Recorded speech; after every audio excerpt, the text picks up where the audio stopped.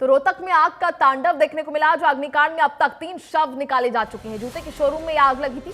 7 से 8 दुकानों को इसने अपनी चपेट में लिया। 8 घंटे की कड़ी मशक्कत के बाद आग पर काबू पाया गया। तस्वीर आपको दिखा रहे हैं।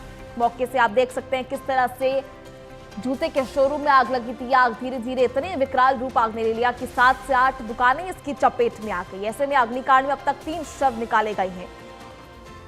8 घंटे की कड़ी मशक्कत के बाद दमकल की कई गाड़ियां लगी, जिसके बाद आग पर काबू पाया गया। 7 से 8 दुकानें आग की चपेट में एक साथ। आप समझ सकते हैं कितना भयावह ये दृश्य रहा होगा। 7 से 8 दुकानों में अचानक आग लग जाती है। ऐसे में भारी नुकसान की आशंका तो जताई जा रही है। साथ ही 3 लोगों ने अपनी जान इस दौरान गंवा दी। साथ ही कई लोग इस दौरान घायल भी बताए जा रहे हैं। सीएम सैनी ने भी इस हादसे का संज्ञान लिया और मृतकों के परिवारों के प्रति संवेदना जताई है, व्यक्त की है। साथ ही बड़ा ऐलान भी अनुग्रह राशि को लेकर किया है।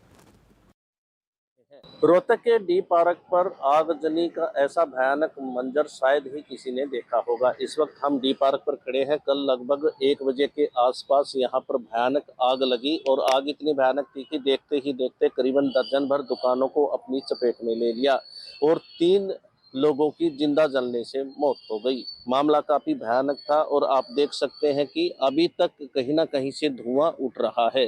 घटना को 17 घंटे का समय हो गया है। ऐसे में तमाम जो प्रशासनिक अधिकारी थे या फिर पुलिस के जवान थे वो यहाँ पर पहुंचे थे और आग को बुझाने का प्रयास किया गया। सारी रात सर्च ऑपरेशन चलाया गया। एनडीआरएफ की टीम को भी बुलाया गया और 3 शवों को यहाँ से निकाला गया है। तीनों की हालांकि पहचान हो गई है। तीनों ही यहाँ पर जो है काम करने वाले बंदे थे।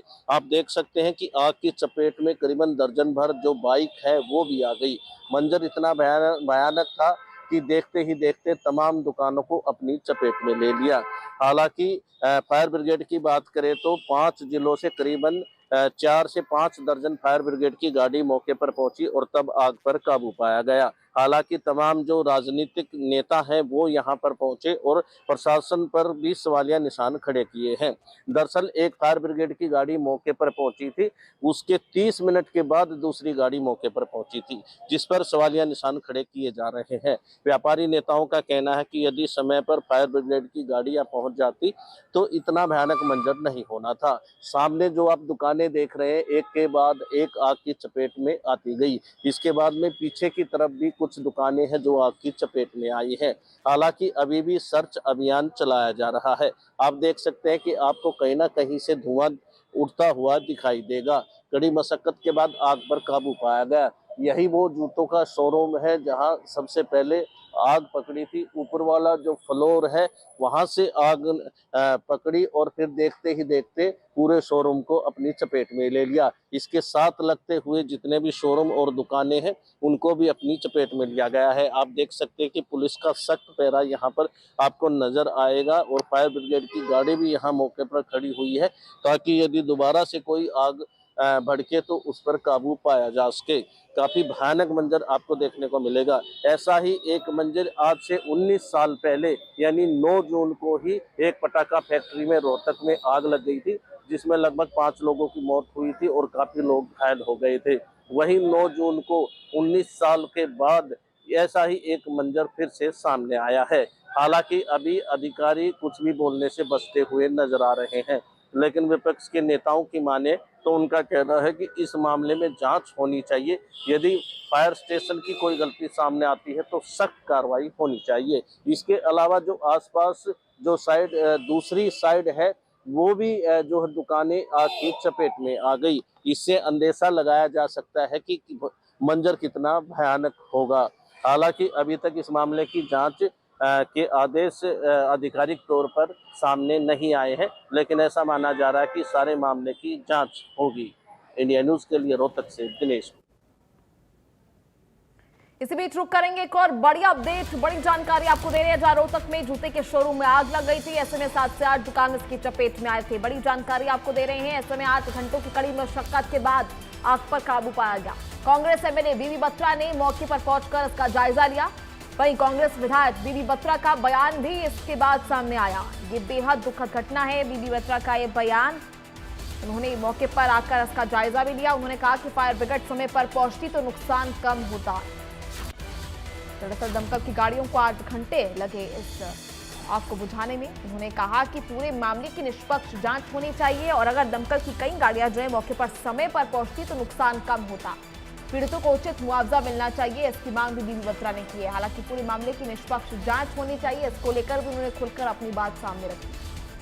उनका कहना है कि पीड़ितों की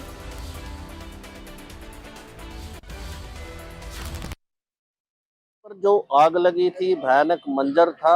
अब रोहतक से कांग्रेस के विधायक भारत भूषण बत्रा ने मृतकों के परिजनों के लिए मुआवजे की मांग की है। साथ ही जिन दुकानदारों का नुकसान हुआ है उसमें भी मुआवजे की मांग की है। वो खुद जो है यहाँ पर जायजा लेने के लिए पहुंचे हैं और अधिकारियों से लगातार संपर्क में है।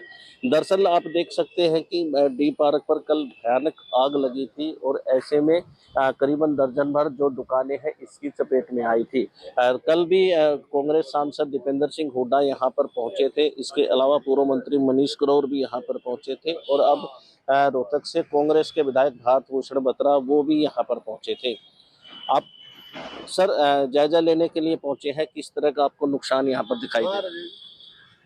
नुकसान तो असली दुकान तो दुकानदार खुद बता सकते हैं, पर जो सामने लग रहा है जिस बात के लिए कि निश्चित रूप से हर एक दुकान में 20-20 लाख से कम नुकसान नहीं हुआ होगा कम से कम। और इसलिए मैंने कहा है कि सारी दुकानों को मिला के करोड़ों रुपए का नुकसान है। जान मान की भी हानि हुई है, 3 लोगों के जिंदा जलने से सबसे बड़ी दुखद है। और शुरू में तो हम खबरें ले रहे थे, कुछ लोग ऊपर भी फंसे हुए हैं, कुछ लोगों को धुआं था, कुछ नजर नहीं आ रहा था। और बड़ा दुखद है कि इसका बॉडी का टोटल चार्ट हो जाना। और जिस दुकान में सबसे पहले कंप्रेसर फटा उसी का ही आग के टन में ये शटर सिस्टम का फेल होना और शटर अपने आप बंद हो जाना, वो बेचारे उनकी क्या व्यथा रही होगी इसका तो सिर्फ इमेजिनेशन ही हो सकती है।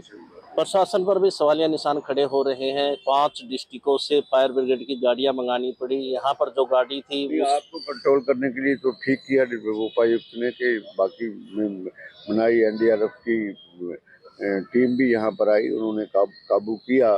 पर रोहतक की फायर स्टेशन जो है उसमें व्यवस्था कितनी थी ये एक चिंता का विषय है। ये भी तो बड़ा सवाल है, अगर समय पर फायर ब्रिगेड की गाड़ी पहुंचती तो इतना बड़ा शहर है जहाँ पर 10 लाख की पॉपुलेशन होने जा रही है और वहाँ पर फायर टेंडर और फायर स्टेशन का पूरा फुली इक्विप्ड ना होना। ठीक है कि मैं देख रहा हूँ कि फायर ब्रिगेड के ऊपर सीढ़ियाँ लगी हुई हैं, इन सीढ़ियों से बात नहीं, कुछ बड़ी सीढ़ियाँ भी होती हैं जो ऊपर तक आके सारी सिस्टम को वर्क करती हैं, सब कुछ करती हैं उस बात के लिए। और एक फूल प्रूफ सिस्टम होना चाहिए और सतर्कता होनी चाहिए इस बात के लिए। और सभी जिस तरह गुलशन जी ने बताया और सभी साथियों ने बताया कि 20-25 मिनट बाद फायर ब्रिगेड का पहुंचना, जो पर फायर ब्रिगेड 5 मिनट में पहुंची तो 20 मिनट में जो आग आगे तक फैली तो शायद नुकसान बचाया जा सकता है। जांच की मांग करते हैं। बिल्कुल निश्चित रूप से इस बात की जांच की मांग करते हैं कि फायर ब्रिगेड 25 मिनट बाद क्यों पहुंची, क्या कम्युनिकेशन गैप रहा, इमीडिएटली क्या तैयारी नहीं थी, क्या वहाँ पर एम्प्लॉइज वगैरह पूरे ड्यूटी पर नहीं थे, जो भी ऑफिसर है फायर ऑफिसर्स हैं उनसे बात की हुई कि उन्होंने जहाँ पर 5 मिनट का सिर्फ रास्ता है उस 5 मिनट रास्ते में 25 मिनट बाद गाड़ी पहुँच रही है।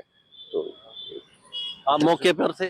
जी, मैं शुरू से ही मेरे पास लगभग 2:20 पे कॉल आई और मैं क्योंकि हम पड़ोस में ही हैं तो हम 2:22 पे मैं यहाँ पर था और ये जो आग लगी और उस टाइम हमने पुलिस प्रशासन को और फायर ब्रिगेड को मुस्तैद किया। परंतु पहली जो गाड़ी है वो 20-25 मिनट बाद आई। उस टाइम सिर्फ 2 दुकानों में आग लगी हुई थी और फायर ब्रिगेड समय रहते आ जाती। दूसरा जो फायर ब्रिगेड का जो आई गाड़ी वो 50 मिनट के गैप में आई। अगर वो समय पर आती तो कैजुअल्टी कम हो सकती थी और दुकानें कम जलती। तो ये थे रोहतक से कांग्रेस के विधायक भारत भूषण बत्रा जो मुआयना करने के लिए पहुंचे थे। ये व्यापारी नेता है, इन्होंने कहा कि यदि समय पर फायर ब्रिगेड गाड़ी आती तो बड़ा नुकसान होने से बच सकता था। इंडिया न्यूज के लिए रोहतक से दिनेश कौशिक। वहीं पानीपत में कानून